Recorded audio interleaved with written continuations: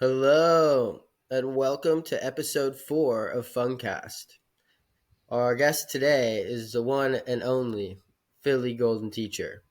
Many of you have watched his videos. He's probably taught a lot of you how to grow, and he's a great friend of mine. And I'm super appreciative of him coming on today's episode. What's up, bro? How's it going? I'm doing good. Thanks for having me on, Jason. Anytime, man. Anything new and exciting going on in life? Exciting.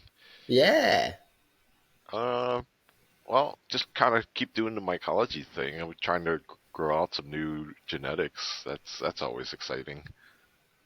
All right, all right. Any is it stuff that you've been working on or you got from a homie or I've got a backlog of people just sending me a lot of different genetics, so I haven't even gone through like half of them yet. So it's just kind of like a slow process of getting through, checking things out, giving them the time they need. 'Cause, each project is like 2 months long. So yeah, it's a pain in the butt. Honestly, I can't I kind of can't even do it anymore. I just am I pick which ones I want to work at that point and if I get to it, I get to it. yeah. Man, so um I'm just gonna go off with just start off with the question, man. So, do you like lasagna? I like lasagna. I don't have anything against lasagna. Um, I don't crave it very much, but if someone offered me lasagna, I'll have it. Or someone's going out to an Italian restaurant, I'll have it. A lot I of homemade feel lasagna is good. I like that. Whenever I go out to like gatherings and someone's got like the homemade lasagna, hell that's yeah, always man. Oh yeah, nice and that's my stuff. fave. You get the spatula, just drop the square, Yeah. throw it on the paper plate. Oh yeah. Yeah, man. So, gosh, dude. I mean, you've taught the world how to grow, bro. Casually just through YouTube, and you created a brand and you made a name for yourself. How does that how does that make you feel, man? Um, Almost like I don't deserve it. Sometimes I feel like that.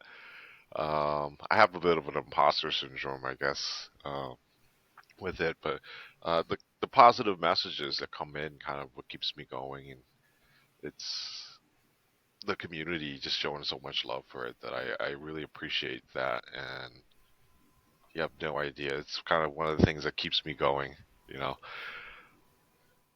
Yeah, man, I feel that. I kind of similar situation myself. It's the positive messages when they come in. It's like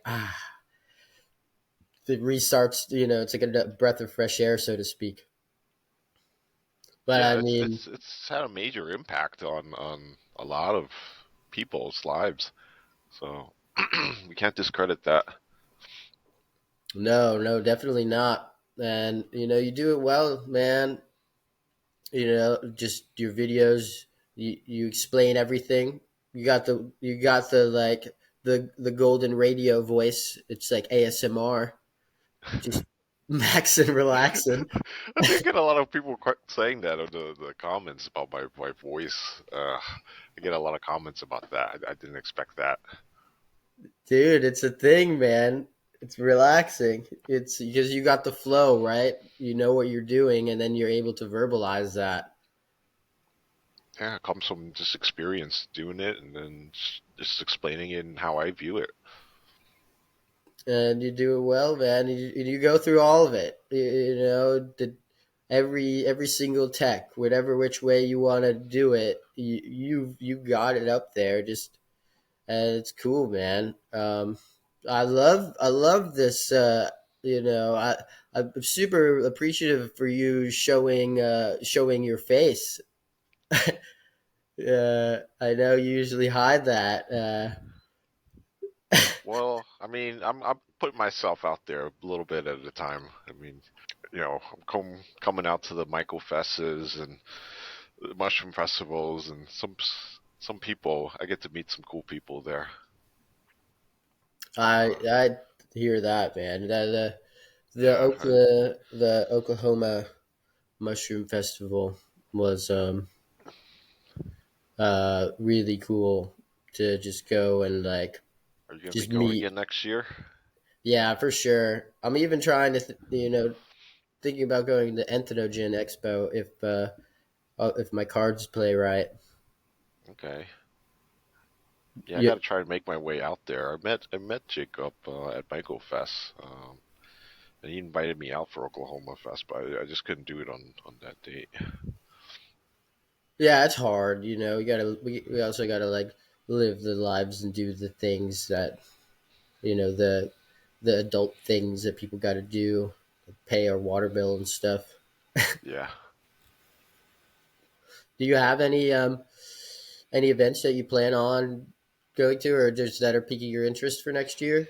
That is saying that you're gonna go, but Michael Fest. I definitely want to try and make it to Oklahoma Festival next year. I think it'll be pretty fun. Yeah, Michael Fest, the Mushroom Festival down in Kennett Square is one that I like going to. That's a very big one. Out of all the mushroom festivals I've been at, that's the biggest one for sure. I don't think I've been to that one. I've heard of it, but definitely haven't been to that one. No, I don't think. Uh, I didn't go to like many mushroom festivals. Pretty much throughout the years of doing business. So last year was like first year where I kind of felt comfortable going to them, and this year I'd like to make that more of a thing as well. It's so cool being able to like meet like even you, right? Like we've been speaking over the internet for years and we still haven't even met. Personally, I don't even know what you look like. A lot of people don't, but I have met some people along the way. 90-second mycology. We've met up uh, before. Um, so yeah, I plan to try and go out and try to meet up with some people. Oklahoma Festival sounds like a good time to meet a lot of the people that I know and communicate with in the community. Yo, next time you guys hang out, hit me up because I'll take a little drive. Which part of Florida are you in? I'm in Vero Beach, roughly area. It's like Indian River County. I'm only familiar with Orlando. How far is that from Orlando? It's about like an hour and some change. I mean, that would be cool. But I saw you guys hanging out. I was like, nice, my dudes. Yeah, I got to meet his baby, and yeah, he's got his hands tied for sure. Yeah, that's so, congratulations to 92nd. That is what, at this point, it's like a couple months now, or a Yeah, few months. Big Papa over there. Do you have any kids? I've got three fur babies. Oh, yeah, so you definitely have some kids. Yeah, that's kind of why I What took are on we, the what kind dog. of fur babies do you have? I got a Chihuahua, a Jack Russell, Pit Bull Boxer mix. Ooh, you got a handful in your fam. Yeah, they were all rescues. After we rescued one, a year later we rescued another one, and then here we're on the rescue another one. So we found out that the smallest one was like no energy, kind of lap dog. The pit bull boxer was like high energy. So we went and checked out. SPCA had a Boston Terrier up for adoption. That's kind of why I was interested in going down there to see, but it got adopted an hour before I arrived. So met another dog, the Jack Russell mix, and yeah, they got along really well, and it kind of fits in the middle between their energy, and they all kind of all get along now. It's pretty great. That's awesome, man. I went to a cat cafe a couple days ago, and since Julia passed away, like a year ago, my cat been tinkering with the idea of getting another one. The cat cafe was like a nice little like it was almost like a little fur baby fix. Yeah, Gave me some time to think about this before just going full force into getting another pet. Yeah, I used to have a cat growing up. That cat was with me for a very long time. I got it as like a gift from my parents when I was like in the year 2000. 10 years old. Cat lived with me for like 21 years before it passed. Yeah, pets like ah, the 21 years. It's so long. You know what I mean? That it's a talk about like a companionship or like a friendship. Um, so gosh, it's such a hard getting pets is so it's so awesome, but to see them pass away is like it's heart wrenching. Yeah, it's a lot of grief. And it doesn't hit you until it actually happens, but yeah, it does. Part of life. Yeah, it's a circle of life.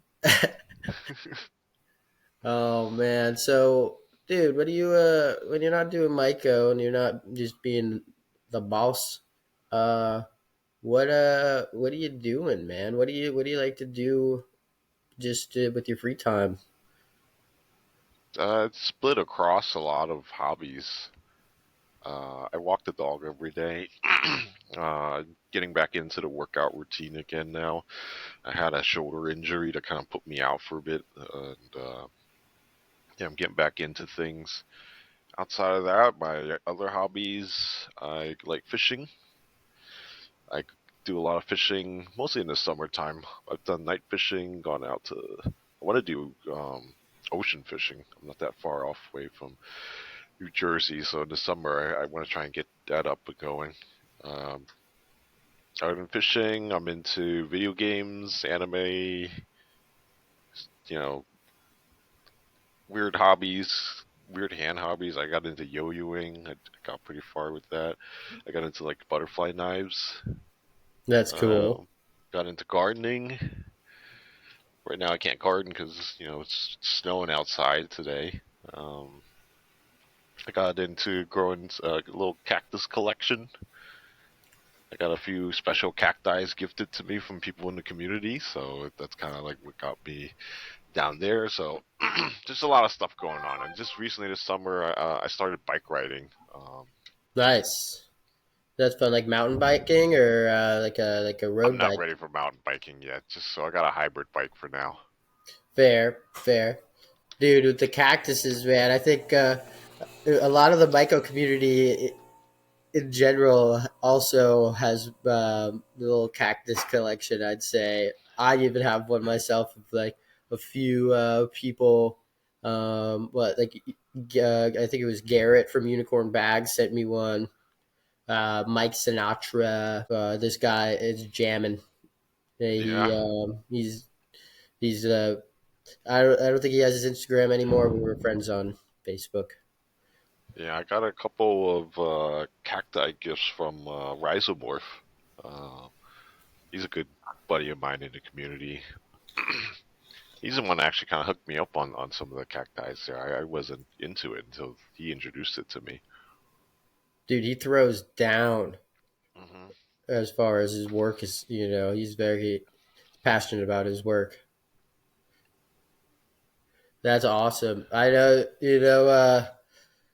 Shitting terps, shitting in the greenhouse.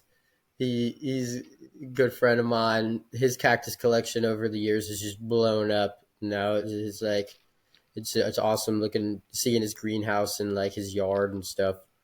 It's cool seeing a lot of the homies also get into like different things, um, because Yeah, it's been so very like myco, um, you know, related for the it is. longest. I just don't have enough space to keep all the cacti, so I have them by the windowsill, and that's the only. It's completely filled, and I can't get any more, so I'll keep it at that. I think that's enough to kind of take care of. Yeah, I mean, that's how I feel personally as well. I got like my little, it's like a porch area. I just threw some cactus on there, and it's just like just enough to fill up the top shelf, and like I'm good with it there.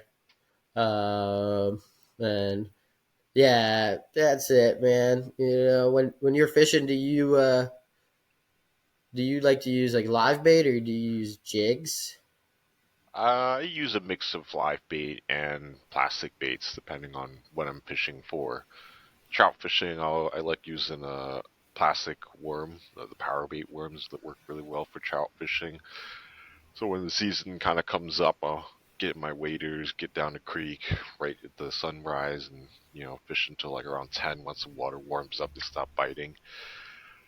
Other times I'll go out like bass fishing at lakes. That I like using plastic rigs. Whenever I go catfishing at night or ocean fishing, fishing the jetties down by the rocks, I'll use live bait. I'll use shrimp or squid, and you just kind of cast it out there and let it sit and wait. You can tie like these little bells at the end of the rods where if the fish starts pulling onto it, the bell will ring because at night it's kind of Hmm. hard to see your fishing rods. So once you hear it take off, you just reel them in, and yeah, it's all types of fishing I like doing. The only thing I haven't done is ice fishing yet. I don't know. I haven't attempted that. I always watch the videos on like Facebook of the people ice fishing and stuff. That's I like catching fish. I think, um, but I feel like that's awesome, man. As an adult, I've learned to appreciate fishing a lot more than when I was a probably like an ADHD kid who couldn't even like think about standing for 10 seconds. Uh, Ah, yeah, I was raised up on fishing. My mom, my family would go out to the fishing spots down in Philly, and they'd catch a lot of the sunnies, the bluegills, and she'd bring them back home and cook them up for us. So it was kind of like a thing we did every other weekend in the summer. Just go out fishing. A lot of them are hanging out, playing cards, eating food, having a good time out there with their family. And the kids would run around in the park play, and some of us would fish. And yeah, it's kind of like the good old days. So I was raised up on that. So something that I just took with me till now. Dude, that's really cool, man. I think like food brings everybody together. I love food so much, and it's like the what you call it, the community aspect, the communal aspect of like just like bringing people together to like talk, but also the taste of food as well. It's just best, best thing ever. Um, Yeah. yeah, man. You said you mentioned some gaming. Personally, last night I know I look a little tired. I was up till like 1:30 in the morning playing some RuneScape, working on my fire making level. You like old school RuneScape? Yes, sir. Oh man, I know a lot of people were into that. I couldn't. I personally can't get into it nowadays. I kind of been spoiled, just kind of with more modern graphical games that I just can't at this day and age try and get into RuneScape. Oh man, I feel like that's fair. A lot of it is like it's also mobile as well, so you could like if you're waiting on something, just cut a couple logs or fish in. And I don't even know. I kind of use it as like a way to like I guess just chill, waste some time without having to necessarily do too much. But what are you playing lately? It varies across platforms, I guess. Mostly PC games. I have a Steam account. I'm big into Steam games. Recently I got into Slay the Spire. You ever get into like roguelikes? No, I have not. Slay the Spire. You can get it on the phone. You can get it on the Steam. Very very addictive in terms of gameplay. I spent hours and hours on it. It's like a card building, deck building battle game, Okay. and each run you do, you end up dying, but you kind of like learn from it. And when you kind of build out a deck that you make a run go through very well, it's just very rewarding. It's only like $10 on the App Store, and hours. I just played that nonstop when I was kind of going through my flight down to Orlando, and yeah, time just flew by playing that game.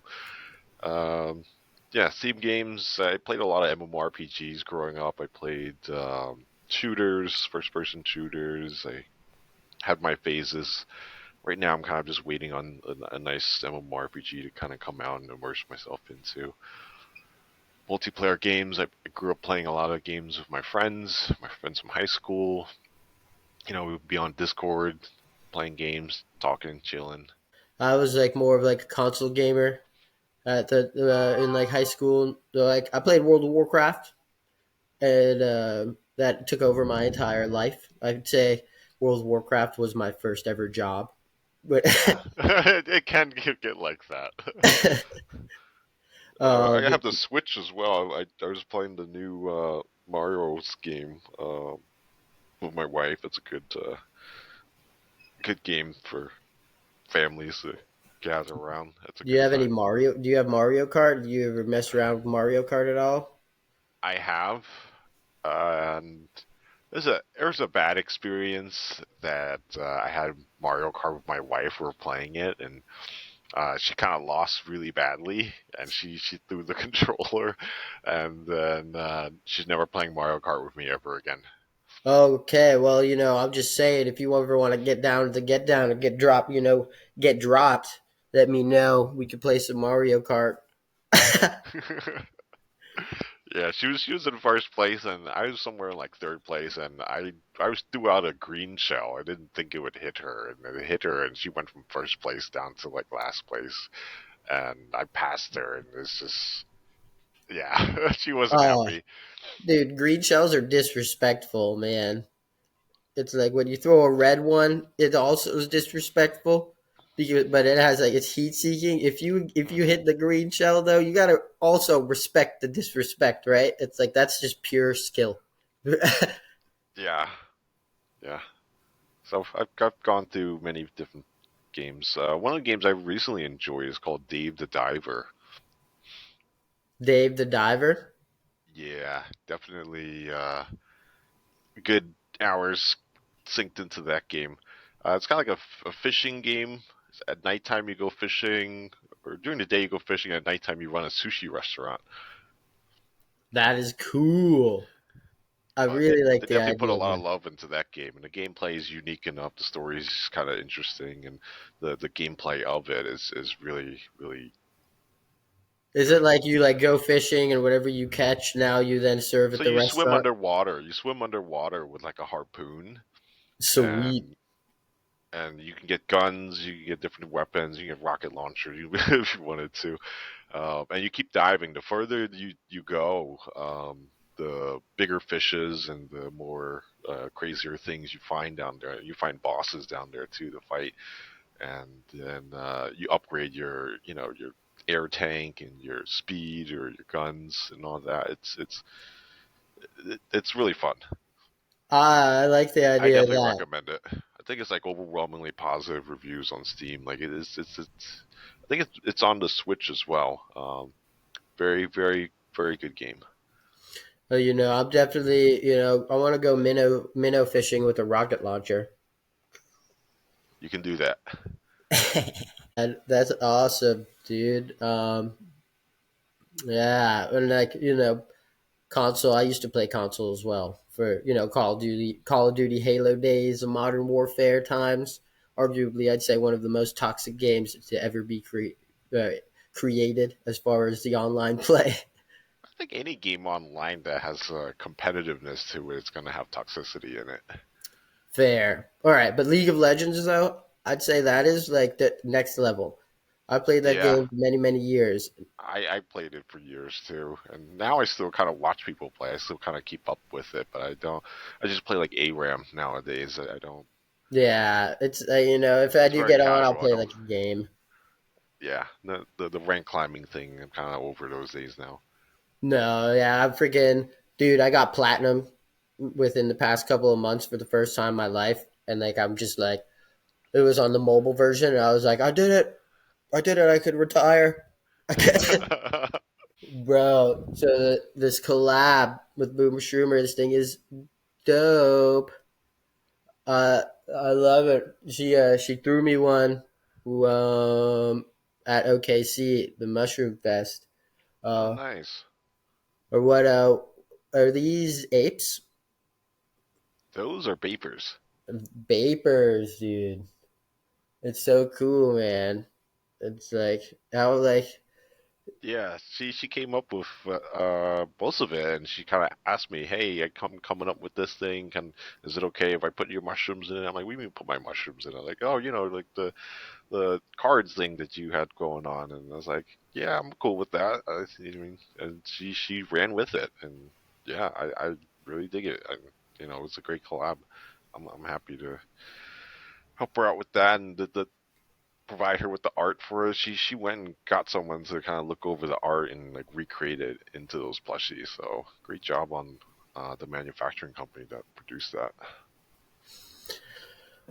No, dude, I feel like you have like the collabs with all the homies, right? Got the Myco Valley collab as well.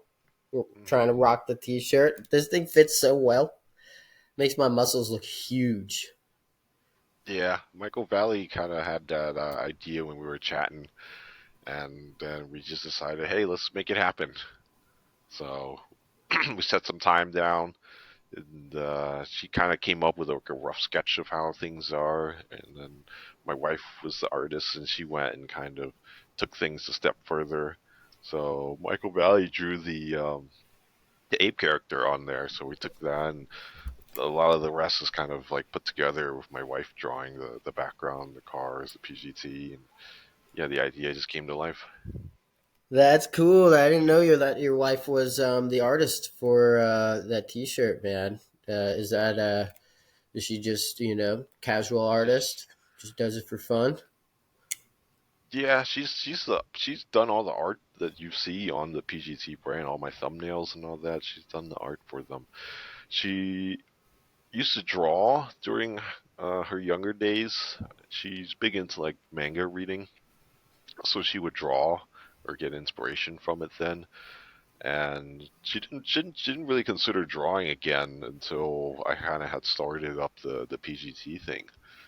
And yeah, I just asked her if she can draw something. She drew things very quickly at first and kind of did that. And I ran with it, and as it got bigger and bigger, she started putting more time and effort into improving her craft and her drawing skills. And without the brand coming up and building, she probably wouldn't draw anymore. But because of that, she still continues it, and she likes drawing.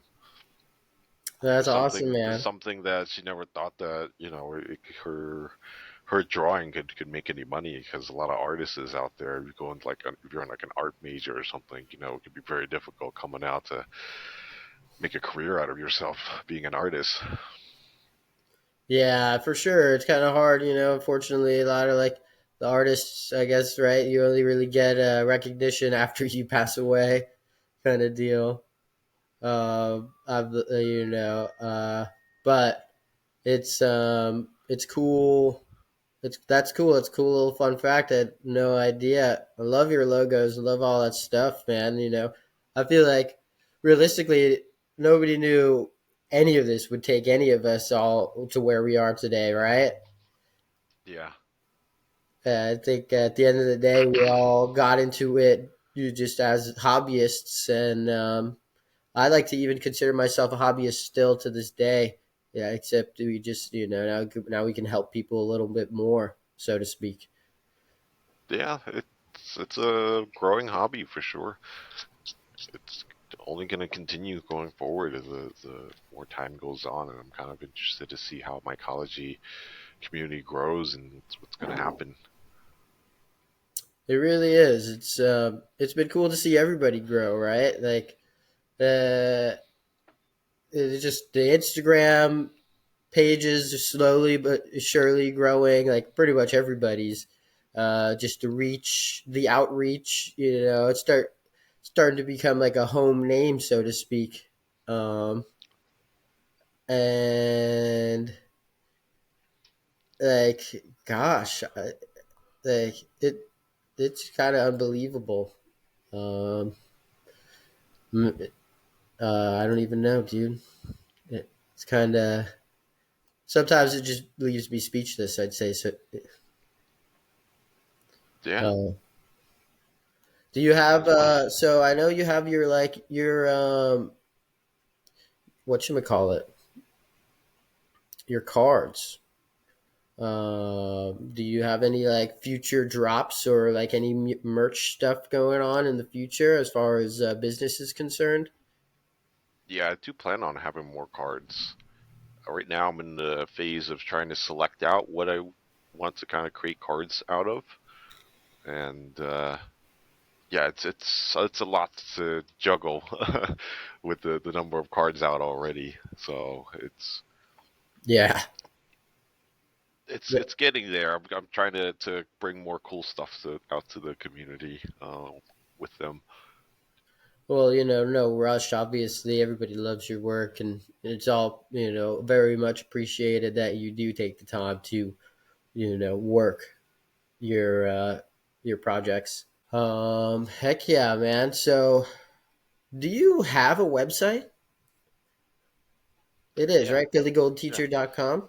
Yes, it's phillygoldteacher.com. It's also pgtmycology.com. Links to everything are on both the websites, so either or you can reach me at. Those are the two. And well, you have a Patreon as well, right? What is that? Just Philly Patreon, Golden Teacher? yeah, patreon.com/phillygoldenteacher. You kind of have to Mm. type it in like that, because sometimes for some reason it doesn't show up in the search when people trying to search on the app or something like that. I've noticed that from people asking me, "Hey, I can't seem to find you on Patreon for some reason." How's yeah, that's kind of, I feel like they need to work on their SEO or something. It's kind of Yeah, weird. How's the Discord chat going? Discord. There's the private Discord that's part of the Patreon, and also my public Discord. Discord's pretty much been there since we had started everything, and now I think we're grown over to 10,000, 11,000 members on the Discord. That is cool. I know you guys like throw in like the little it's like the different colors as per who's joined the Discord when. I like to see that. That's kind of cool little fun thing. Yeah, yeah, you get to see how long people have been around for, and people have been in this space for quite some time. So, and then we also like doing giveaways on there as well on Discord. Um, gosh. So, did you do anything fun for the New Year's, man? By the way, Happy New Year, 2024. Woo! Yeah, Happy New Year, 2024. Right now, I'm giving away a pressure cooker, a brand new Presto 23 quart giveaway going on my website right now. The giveaway ends at the end of the month on the 31st, and the drawing will be selected, and I'll be contacted by email. Nice. I think I just gave that a share on the Funk Straight page a few hours ago. Yeah. And that by Christmas, I was under the weather. I caught whatever was going on around the community here, and I was just out for the count. Like, yeah, cold and flu, coughing, wheezing. It was not a good time. Dude, that sucks. There's something. I think there's just something going around everywhere because there's like a little cold going around my hometown as well. Uh, got it yourself. The little boogies, little congestion, all that good stuff. Yeah. Oh man, I was hoping to be able to do this episode filmed outside, but it's like freaking hurricane force winds outside right now. My monstera is being blown away. Poor plant. Oh, yeah. Um, I'm getting some stormy weather here too. We're supposed to be getting flood here because of all the rain. There's a flood warning going on today. do you do any foraging up out by you? I'll do it. Depending on the season, I go out during the early spring for morels. You got Other the than morale spot? yeah, Ooh, yeah, there's a spot that morels come up each year.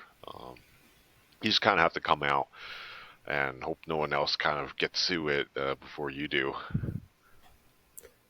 So yeah, otherwise I go on like I take my dogs out to the park a lot and we walk around, and if I spot some chicken of the woods or Reishi, why not reishi? More like turkey tails are more common. I rarely find reishi, but I find wood ear mushrooms. I found oyster mushrooms out there just walking around the park with the dogs. I can spot them. Do you ever try to clone the wilds that you find, or do you, if I guess it's a two-part question?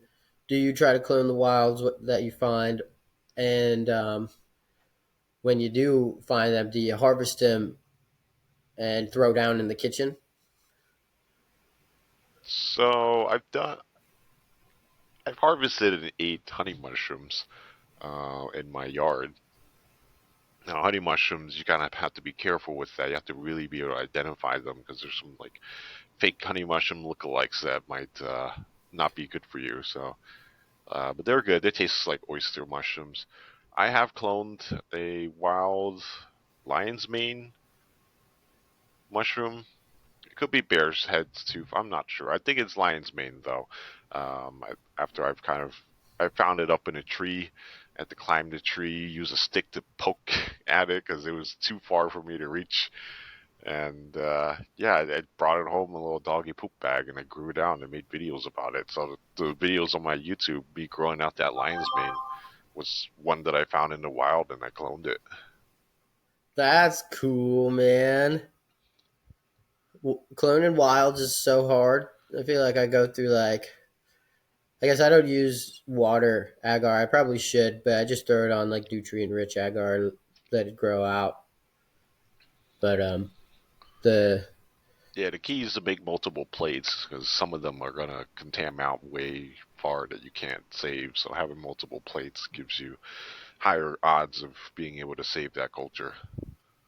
yeah, I think usually use at least a stack if I get a wild, and then work through them through that.